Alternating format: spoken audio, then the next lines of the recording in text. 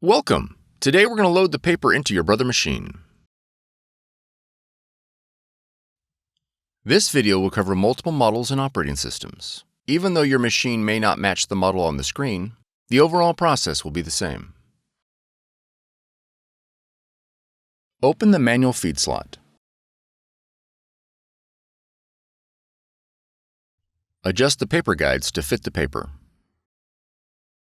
Load a single sheet of paper only.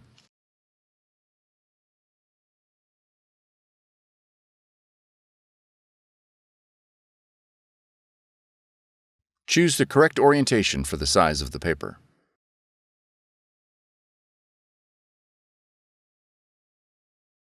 Load a single sheet of paper only.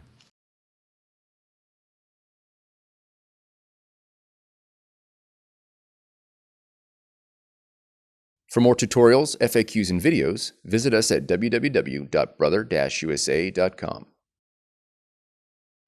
If you found this video helpful, be sure to subscribe. Thank you for choosing Brother.